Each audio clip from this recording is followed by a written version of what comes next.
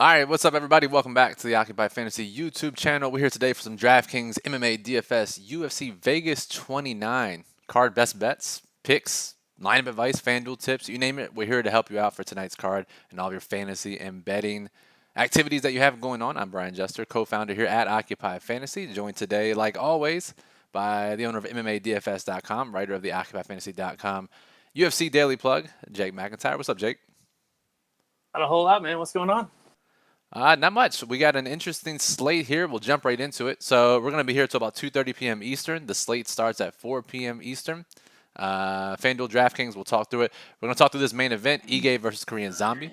We're going to talk about, there's a newcomer that we need to discuss, his outlook. Talk about some fights we want to target. We will talk about low-owned fighters, and there's plenty of them for our tournament lineups today. And we'll get out of here with some best bets. So, Jake, let's jump into it. Korean Zombie, Dan Ige. Odds opened pretty much a pick 'em right down the middle. The odds have moved in Ige's favor as the week has gone on. But talk to me about this fight, your outlook, and how we should approach it for DFS. Yeah, so pretty interesting line movement towards the end of the week. It opened with Zombie as a negative 115 favorite, and since then we've seen the line move 30 cents in Ige's favor, which I didn't really see coming, but I sort of get off the recency bias, Zombie's coming off a decision loss where he didn't look great against Ortega. Ige is coming off, a highlight reel, round 1 KO over Tucker. So all the momentum's going in Ige's favor. He did lose a 5-round decision to Calvin Kattar before that. So, there's reason to be worried about Ige here. But neither guy throws a ton of volume. So we do have the potential for a lower volume decision here. Both guys are kind of round 1 or bust if we look at their entire careers, which, in general, I would say 5-round fights, they don't end that often in round 1. People generally come in, trying to feel each other out a little bit more. So kind of a lower chance than if these guys were fighting in a 3-round fight that we see, a quick round 1 KO, but it's certainly possible. Ige has never been finished before. So obviously a little bit tougher task for Jung on that side, whereas, Jung is up until his recent decision, his first 8 UFC fights all ended early. He won 6 of them, got finished in 2 of them. So I don't know. This one's kind of interesting. I think on FanDuel, it's definitely safer. I think that the way the scoring works out with significant strikes, I think the winner on FanDuel is pretty much a lock to end up in the optimal lineup.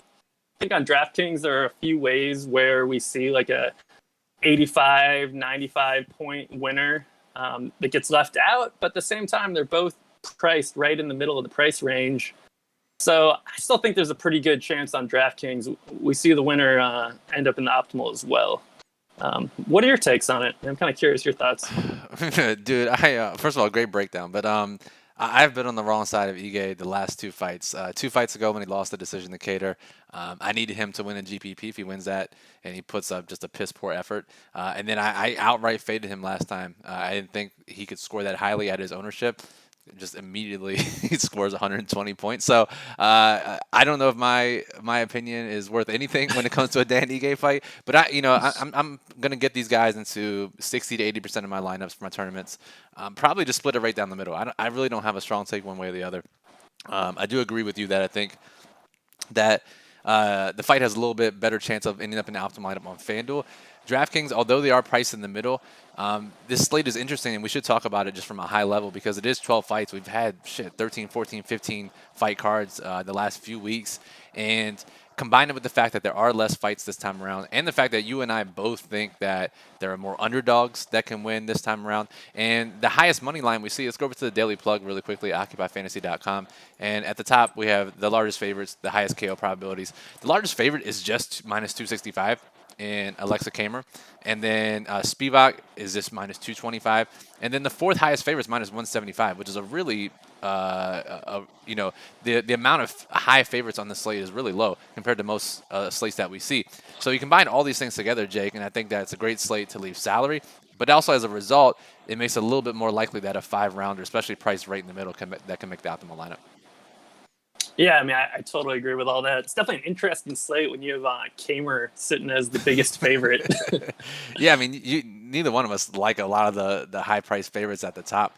Um, you know, let's get into it really quickly. I do see we have a couple questions in the chat. We got John, E, Christian, Brian, Mr. Miyagi, Nick. What's up, everybody? Thanks for joining. Again, we'll answer your questions here in a second. Jake, there is one newcomer that we need to discuss, and that's Bruno Silva. It's not that Bruno Silva. It's a different Bruno Silva. He had a suspension for a couple years. He was supposed to come to the UFC in 2019. Had a suspension. It's been 2 years since he's fought now. Jake, tell me about what you saw in his tape and what we can expect from him in his matchup with Wellington Turman. Yeah, so he's he's just a KO guy.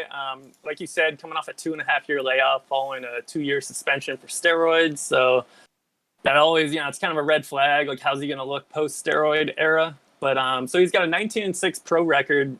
He's only been to 3 decisions in his 25 pro fights. His 16 KO wins, 11 of those have come in the first round. He's got a terrible takedown defense, like just awful takedown defense, which kind of sets up for him to fail here because now he's going against a grappler. On top of that, all 5 of his career losses have come by submission. I mean, it sets up perfectly for Turman to bounce back from a round 1 KO and just grapple the whole time with Bruno Silva. But at the same time, I mean, Silva's definitely a dangerous striker. I mean, you can tell that by looking at all of his KOs. So I would say there's a really good chance that Silva is just a round 1 KO or bust. And there's a really good chance that he just gets grappled the whole time and a pretty good chance he gets submitted here. But I would say he's a high upside guy. So, I mean, he's still a guy we want to look at for DFS. High upside, low floor. He's not going to score well in a decision. So you're basically just looking at his finishing odds. Yeah, good point. And, we like Turman a lot. A great matchup for him. If you go back and look at his tape, we've already done it. Like you said, Silva, really poor takedown defense as most recently as his last fight. And again, we don't know how 2 years off is going to impact anyone. Wide range of outcomes. Makes this, I think, probably one of the better fights to target. And we'll talk about that here in a second as well. Question from Christian. He's asking about Choi, Parisian, or Chaos Williams on DraftKings. Christian, let us know your contest type because it really depends. I guess, Jake, just high level, let's talk about these 3 guys. Choi, Parisian, and Chaos Williams. Chaos Williams is a guy we think is probably round 1 or bust based on his history. Parisian in just a sloppy heavyweight fight could go either way. And then Choi, matter of fact, if you read the Daily Plug, OccupyFantasy.com, is the cover boy, Jake. So I'll let you talk about him for a little bit. Yeah, man, Golden Boy Choi coming in with the blonde hair dye. I mean, when's the last time a blonde fighter lost? Let me ask you that. High level analysis right there. But man, it's been a while, right? So I mean, guaranteed to win today. Yeah, I mean, it's a lock. I mean, Carlos Felipe stole a decision because he dyed his hair blonde last week. So did Derek Brunson start the blonde trend? I can't remember. But anyways, back to Choi. Pure Muay Thai striker, really good striking. He's had 4 UFC fights so far. 3 of those came in grappling matches, really tough matches. He started with Monster Evolov in his first UFC fight. I mean, doesn't get any tougher than that. Welcome to the UFC, by the way. Right. Welcome to the UFC. And he got kneed in the head in his first 2 UFC fights against Gavin Tucker and Monster Evolov. So, I mean, just really brutal way to start your UFC career. Lost back-to-back fights, 1 decision, 1 third-round loss. And he bounced back. He won his last 2 matches, both in decisions. He's coming off a decision win over Zalal, who took that on short notice. But I really think that his numbers do not tell the full story here, which I think is great for DFS because it means all the people that are doing projections purely based off striking numbers are going to have no clue on this guy. And all the people that are purely watching tape, I mean, he's 2-2 in the UFC. He hasn't really done anything that great, but at the same time, he's defended 39 takedowns in 4 UFC fights. 38 of those came in 3 of his fights against the grapplers. His 1 fight where he wasn't constantly defending takedowns, he landed 95 significant strikes, 158 total strikes. This guy's a really good striker, Muay Thai background, like a Korean champion. And I really think that this is the perfect spot for him to explode against Arosa, who absorbs 5.72 significant strikes on average, which is the 3rd most on the slate. I mean, Arosa is just a complete brawler. I think he's going to come in here, and we're just going to see both these guys throw down. and it's the perfect spot for Choi to explode. I mean, you can even look at the write-up when I wrote up Zalal Choi. I was like, we can't wait for this guy to get a striker. This matchup isn't it. Maybe next time. Now we have it. I mean, we've been waiting a while for this, and I'm going to fully take advantage of it. I mean, Arosa's on a run. I mean, he's finished his last 2 opponents after losing his first 3 UFC fights. So I think everyone's going to be on Arosa for the most part, except for the sharp people are going to be on Choi. Got that right. So I think that answers the question. Choi also likely going to have the lowest ownership of the 3 as well. Chaos should be incredibly popular. For high risk contests, yeah, I think Choi is the answer. And I mean, we put him on the cover. One goes to show what kind of week this is, but it really goes to show the type of context needed for MMA DFS analysis. Jake does a great job of that, providing context to our model. So Choi is one of our top plays today. Hey, sports fans in the chat, he just donated 20 euros. He is out in on the other side of the pond. So we appreciate that. Hey, sports fans, thank you, sir. He's been crushing it in League of Legends, in the Discord channel. And so he paid money to ask a question. So we're going to go straight to his question. What fights should we look to fade tonight? So Jake, I'll kick it to you. Let me know which fights you don't have a ton of exposure on either side. So the one I'm the lowest on is going to be the Silva-Glenn fight. Both guys are coming off really long layoffs. Glenn hasn't fought since 2018. Silva hasn't fought since 2019. Glenn's moving up a weight class. I don't know. I mean, I think that's a high variance fight where maybe one of them just looks terrible and the other one looks okay and can get a finish. But more likely, they're both going to have a lot of ring rust. Glenn has been a decision machine, so I'm looking to fade that one. I don't have a ton of Kimura Nagamarina. Nick.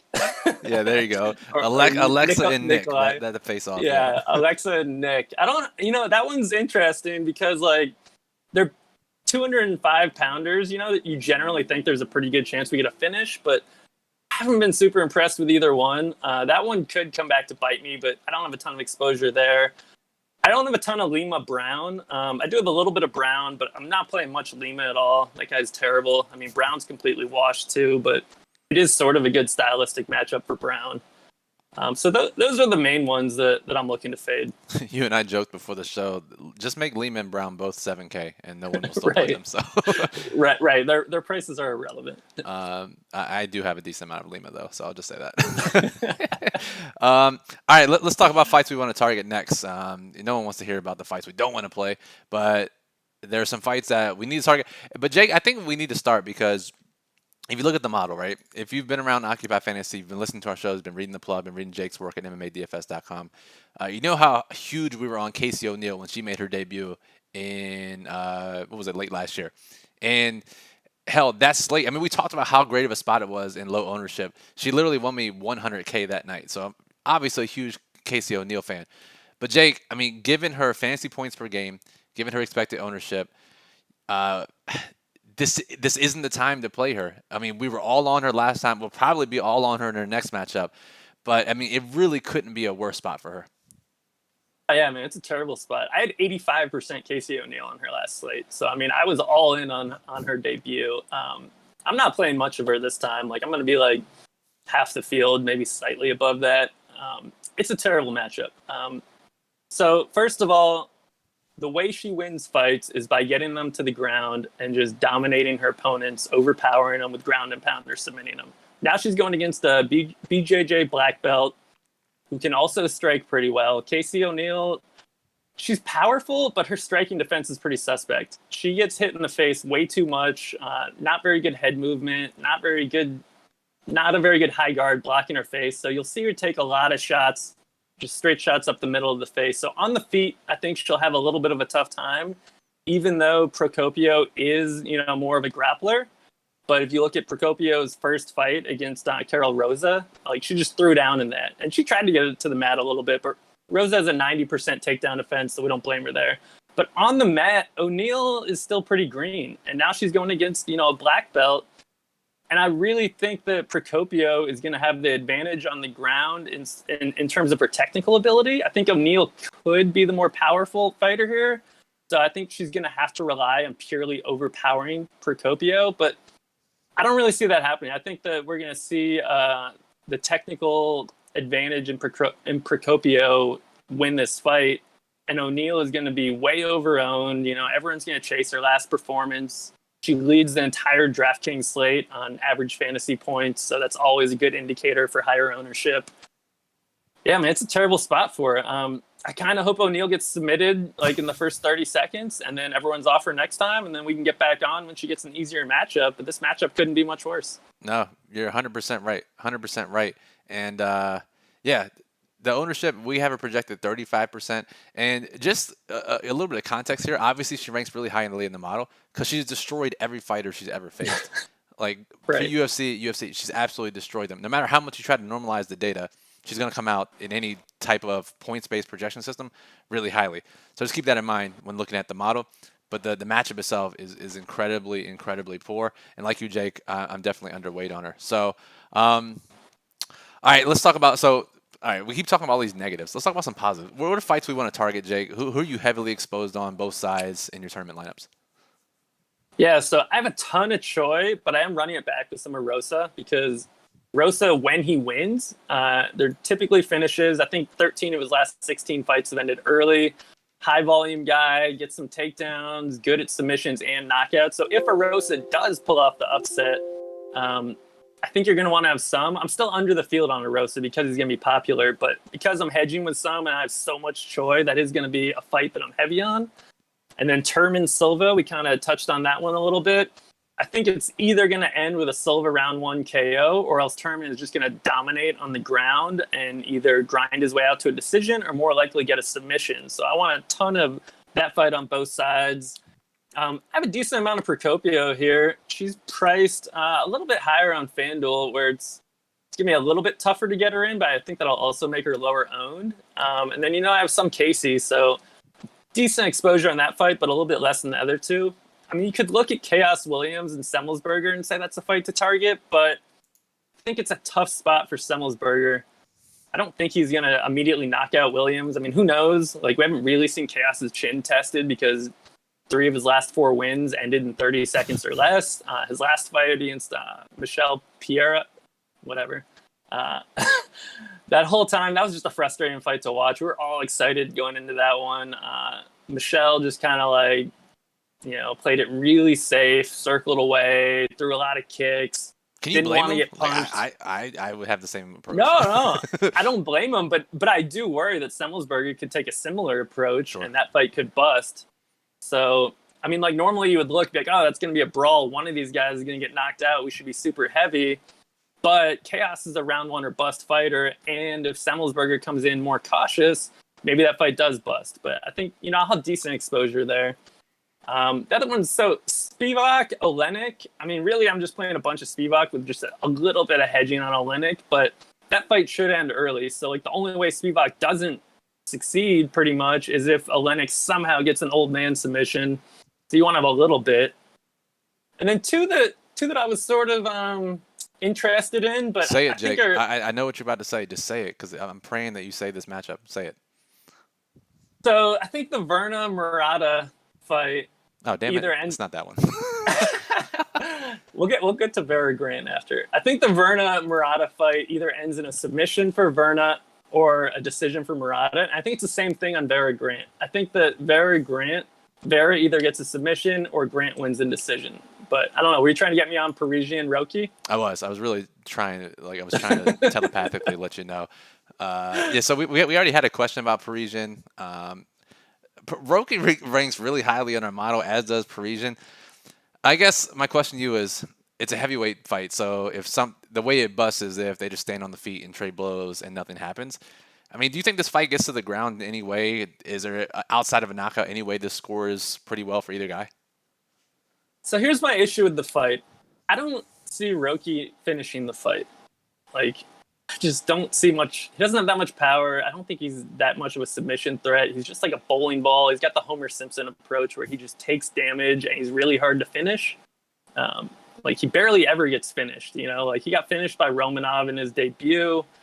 He went to a decision in his last fight. I mean, really tough guy to finish. So I think that, like, while he's a guy you want to attack because he's not overly threatening, I think he's a tough guy to finish. So I like Parisian here, but I am a little bit worried that he's not going to be able to finish Roki and potentially just, like, start to gas out late like he did in his last fight and potentially end in a decision. But I don't know. I mean, I don't know if both guys really have the gas tank to just grind out a decision. So we could see just kind of a battle of attrition and one of them getting like a mid-round KO. I don't hate the Parisian early win. He's kind of a weird heavyweight. He throws a lot of like spinning kicks, spinning back fists. He does occasionally get fights to the ground and look for ground and pound. He had some submissions earlier in his career, but nothing recently that really makes me think that he's actively going to be looking for a takedown. But I mean, who knows? He has a massive size advantage. 6 inches taller, 7-inch reach advantage. I feel like he probably just overpowers Roki, and I think Parisian's a pretty good play. I know you like Roki. I just don't see how he wins unless Parisian just gasses out and Roki just like punches him and knocks him down like Homer Simpson style. No, man. Can I put Roki sub as my stream bet? It has just as good of odds as hitting any other bet I'd pick, so. You cannot. Vetoed immediately. Okay. All right, 2:21. We're here for 9 more minutes. If you guys have questions, throw them in the chat. Let's see. The Real Bunkhoot says, "What's up? Finally got in the Occupy crew. Welcome. Appreciate you joining. Appreciate you coming in. If you have questions, throw them in. Let's see if we missed any other questions here. John says, top 2 underdogs you like the most to score well on DraftKings. Jake, I think we both like Turman probably first. Who would be your second? Second underdog for scoring well on DraftKings. Let me pull it up real quick. So I think I like Murata potentially to get like a 90-point decision win. I don't know if that counts as well. I think we have some high upside guys, but like the trap dogs like O'Neal, Arosa, Semmelsberger, all have high ceilings. But I also sort of think they'll lose. And I think Davey Grant has a pretty good chance to win a decision, but again, I would score like 90 points or something. So I think the safest one for me after Turman is Murata winning a decision, even though, you know, she's going against super dangerous Verna in the submission department. But I think in terms of ceilings, it's probably still O'Neal, Arosa, and Semmelsberger. I just think they're all going to be high owned and they all probably lose. So it's hard for me to get very excited about them. And then I would say Davey Grant has a pretty good chance to win a decision and score like 90 DraftKings points. And that's the tough thing, right? Like those 4 fighters you named, O'Neal, Erosa, Semmelsberger, Grant, all 30% or higher projected ownership. There's no real leverage playing these underdogs heavily. So one, naming Murata is probably a great option, just 18% projected ownership. Turman, we like at 22%. So, Jake, I got to force you here. Try not to vomit. But if you had to pick Roki, Matt Brown, Olenek, and Nick, because, again, I forgot how to say his last name, too. But those that are less than 20% owned at the bottom of DraftKings. For tournaments, you need 1 or 2 low-owned plays. If you had to pick one of those to score well, who would you pick? Maybe Matt Brown. I mean, he's completely washed up, but it's a great stylistic matchup for him going against, Lima. Lima, I think, has been finished in the first round by KO in like four of his 5 losses or something recently. He really struggles with aggressive pressure in his face, and that's like where Matt Brown excels at. Matt Brown's 40 years old, really, really been struggling. I don't know. I think we're kind of living in the past if we think Matt Brown's going to come out and look like his old self and start landing knockouts. Like, he's just been really, like, his only 2 wins in his last 7 fights were against Ben Saunders, who then retired, and Diego Sanchez, who is no longer in the UFC. Like, he's only beating up other really old guys.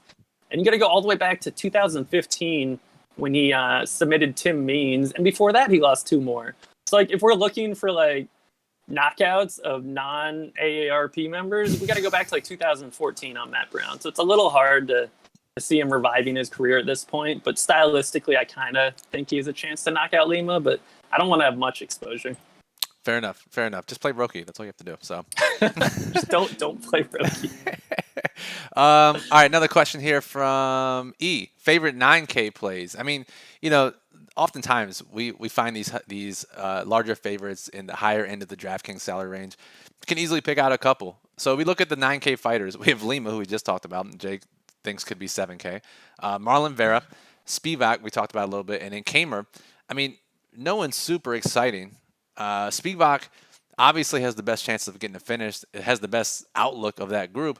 but he's also going to be damn near 50% owned. So, Jake, me personally, I'm playing a decent amount of Kamer, just hoping that Nick coming off a 2-year layoff against poor competition, that Kamer can get a finish in the UFC.